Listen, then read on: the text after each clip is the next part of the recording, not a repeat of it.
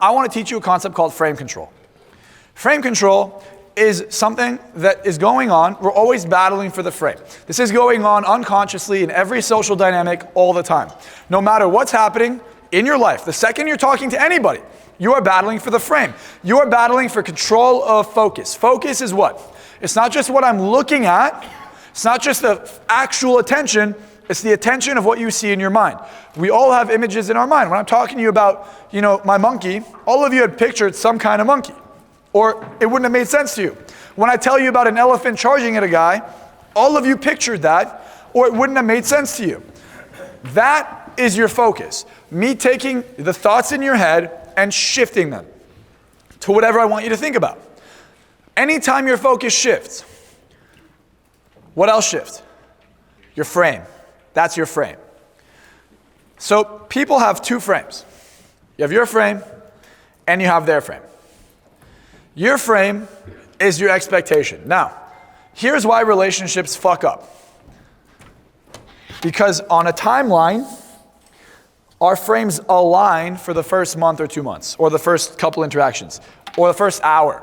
We have aligning expectations. Both of our frames at the beginning of the interaction are aligned. We have the same expectation. We think the same thing's going to happen. Same with business. At the beginning, you're not going to get on a business meeting unless you had some aligning belief, right? You guys both saw the same thing. Now, maybe you didn't. Maybe you see Chinese and they see Japanese, okay? But both of you think you're seeing the same language. All of a sudden, you get into the interaction, you're not speaking the same language. There's a disconnect, it ends. Frame control is getting someone or everyone you talk to be in the same exact lens. You're able to charismatically or systematically or intelligently or resourcefully shift their frame. Now, there's a million ways to shift someone's frame. You could use fear. You can use an anchor. You get them to feel a certain emotion, and now instantly their frame is shifted. You can get them to think about it through a story, a movie. Why is a movie a really good place to go on a first date? Because you're thinking about their reality. Because, well, yeah, they're going in hypnosis for sure, but more so, imagine this. I watch a love movie. What emotions are you both experiencing in this movie? Love. Now, we've known each other for 10 minutes. We've said 3 words, like what kind of popcorn you want, what do you want to drink, what size. This girl drinks Coke. Right? Haha, we're going to go watch a movie. Oh, wow, the movie was great. I love this person. They're holding my hand. Now every time they hold my hand, what am I thinking about? Unconsciously, this movie and this love and this feeling pops up. And now our frames are aligned until they're not. Or we think they are. So framing isn't just about what we see now, it's about what we see across a timeline. If you want the ultimate frame, you have to zoom out. So imagine zooming into 1 minute from now, or 3 minutes from now. What does zooming out look like? A couple hours, a year, 10 years, or a lifetime? The more zoomed out your frame is, the more it can encompass more people. You can bring more people into your frame, and therefore people are more willing to enter the frame, and you can control the frame. But if you're too zoomed in on the frame, and you're too focused on a small amount of time, you have way less control of it, and we're going to be resistant to it. So frame control is about 2 things. 1, when you run into an obstacle with another individual, what you're really doing is you're running into them challenging your frame. No matter what, we're always challenging each other's frames. We're trying to control the situation. This happens because back in the day, you wanted to make sure that whoever was the leader of your tribe, they were competent. They weren't some idiot that's going to lead you all off a cliff or something, or to your doom. So you were always challenging them to see how strong their frame was. How strong was their mentality, their psychology? Because someone who's confident has a very strong frame. It's very hard to break them or their frame. And if you can't break their frame, it means that they must have more experience, more knowledge, and more wisdom, so I should follow whatever it is they're saying. That's why human beings respond so strongly to authority. Authority is just another way of saying, I control your frame. I control your focus. People will respond to authority so willingly that even in war, if you're a soldier and there's a 50 caliber machine gun, we're all behind cover, it's clearly cutting people in half right there. Like if a 50 cal bullet passes by your arm and it doesn't hit you, your arm will be torn off anyways. And your lieutenant goes, or whoever's in command at the moment goes, go get cover there. But bro, homie, there's a fucking ray of 50 caliber bullets right here. No, you go now. Dead. You know you're gonna die, you still do it. Hoorah. Right? Why? Because we're conditioned for authority. That's what we're conditioned to listen to. How can the Holocaust happen? You have 4 people with guns. You have 10,000 people walking into a gas chamber. They don't have enough bullets. They don't have enough bullets to kill all of you. But they walk in willingly. They line you up, 20 people in a row, one at a time. Get on your knees. Boom, killed you. Boom, killed you. You're next. At least turn around. Do something, right? Just wait to die because they told you to. Maybe if I wait, they won't kill me. It's your DNA. That's DNA. Response to authority. So if you are receptive or suggestible to authority, and you know others are as well, why not become an authority? Why not leverage that skill? What gives you authority? Confidence. Because confidence indicates what about your status? It means you have high status. High status, high value. You have status. Now, there are 2 things that give you status. Perceived status, real status. Perceived status comes from social proof. Social proof is evidence of success, evidence of other people listening to you, evidence of authority. So a symbol of authority could be a watch, could be jewelry, could be how you dress, could be how you look, could be your haircut, your body being very fit. That's a symbol of authority. Another symbol of authority, social proof, if you look around this room, I'm on stage, people are listening to me talk. So if you've never seen me before, you walk in here, you're like, well, who is this speaker? Automatic social proof.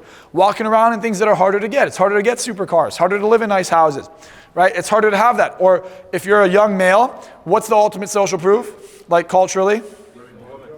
Yeah, bachelor. Because it's the hardest thing to attract, right? Is to have a bunch of beautiful women around you. If you're a woman, what's the ultimate social proof when you're young? What? Just being single, not having anyone want you. Like no one can have you. Or you're in, you have a family and you're like an amazing mom or something, right? Those are all things that people are like, wow, that's awesome. I'm glad you're liking this video. Make sure you click the link below right now and secure your seat to my next seminar. You'll see a link in the description. Get yourself a ticket right now because they always sell out. I will see you in person. If you like this content and you want to change your life in person with me at my next event, click that link right now. Get yourself a ticket. Get one for your friends, your family, whoever you want to bring, and I will see you there. Now, you might argue that it might be success. It could be success. It just depends what the success is from. Whatever we value changes depending on your belief system and culture. If you come from Japan, you look at Japan a few hundred years ago, what they found attractive. They found women with black teeth. You paint your teeth black, it's attractive. Some people like tattoos. Some people like piercings. Some people like blonde hair, brunette hair, black hair. Some people like different ethnicities. It all changes depending on how you were nurtured. The nature, however, designs you to go for what is valuable. But what nature also is designed to look for is confidence. So the ultimate value is determined by whoever controls the frame. You could have been conditioned your whole life a certain way, but there are still primitive and primal instincts inside of you that can be triggered to elicit emotions of desire, attraction, and perceived value. So if I can elicit that in another person, I have more control over the situation. Now, what does frame control look like in a dynamic? I'll give you an example. Say no. No. All right, wait. All right, how would you like to pay? I don't want to. Great, what card? Yours. Awesome. So just pull out my card out of your wallet. That'd be fine. Sure, look that way. I'll look, pull it out. You got it? I got it. All right, let's have it. Quick, we gotta go. Not interested. Yeah, I already know. It's not that you're not interested, it's that you just haven't pulled your card out yet. So just go ahead and pull it out. The quicker you do it, the more interested you'll be, I promise you. Yeah. You ready? Yeah. Perfect. Go ahead. Almost. Here's my hotel key. Almost. I'll take that too, though. You have a girlfriend in there too? Girlfriend key? I'm kidding. Is this frame strong? No. Yes, it is. It's super strong. Does he have a strong frame? Yes, he does. So, how do you change this frame? Now, I could have just been like, I'm just kidding. You know what? It's all a joke. No problem. High five. Good job. All right. Now, what's your card? It's right there. Awesome. So when you want to get a hotel room key back, we know what to swap it for. I'm kidding. But there's a million ways to handle this. The point, though, his frame is strong. It's very strong. If I look at someone's frame like this, what's the best thing I could do? Fight him? No. Collaborate with him. Nobody wants to fight you. If you have to fight with someone and you come from the frame of, I'm trying to overpower you, you're going to be met with resistance. Was I met with resistance here? Yes. Now if I ask him, I say, hey, out of curiosity, would you be interested in changing your life dramatically? Yes. Okay, and if I could offer that for you in a way and really take care of you, would you be interested in that? Definitely. Okay, and would you be interested in paying for that with a card or with cash or a check, or how would you, a wire? Maybe it depends. A card? Yeah. It depends what it is, obviously. I don't actually want to sell you. I'm just telling you what it is. The whole point being, if you change your frame, you got to be flexible. That's how you do it. If I'm trying to influence someone, I can't be rigid. It's not working, you got to try another angle, and then another angle, and another angle. I'll give you another example. What's your number? Say no. What's your phone number? I'm not giving it to you. Okay, cool. I already told you I'm not going to give you my number, so stop asking me. What's your number? I wasn't asking. Oh, okay. Again, I told you. It's fine. What is it? One more time. You were saying? It starts with a 8, you said? It actually does, but... Yeah. So 818, 805? Okay, just go ahead and tell me.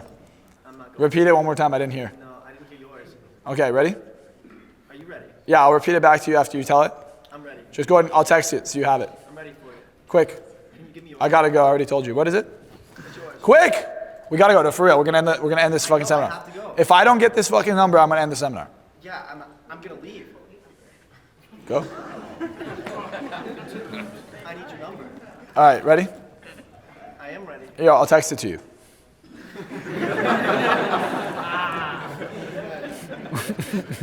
You can email it to me. No problem. Just give me your number and I'll send it to your email. How about this? Give me your email, and I'll email you. If you give me your number right now, you're gonna have $1,000 in your account in 10 seconds. Okay? 865-228.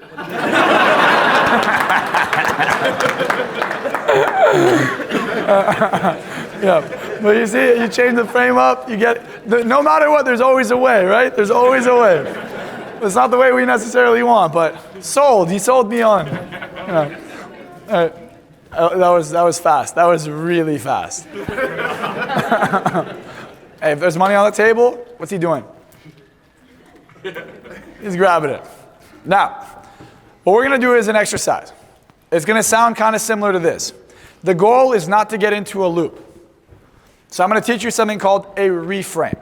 A reframe is common. Throw me that empty bottle, please.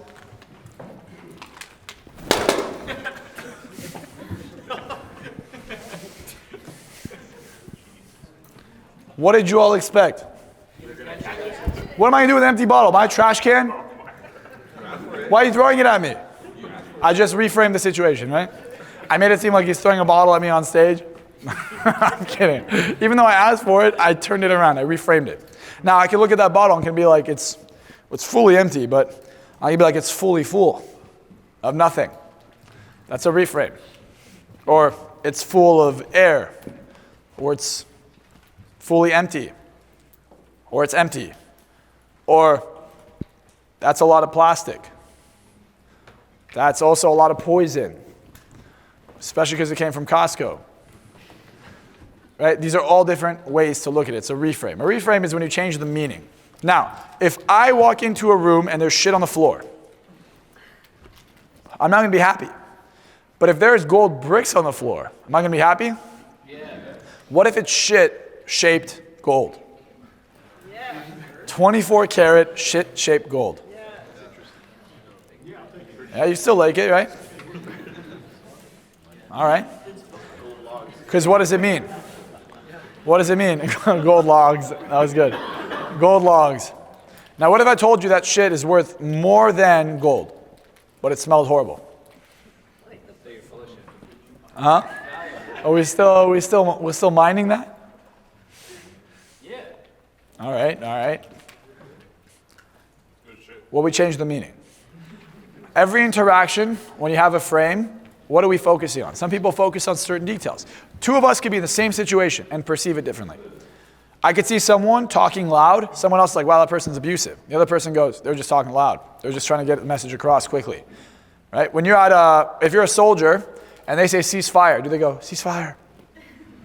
Ceasefire. Do they say it once? Who's a soldier in here, a vet? Okay, what do they say when they say ceasefire at the fire range? What do they do? Ceasefire.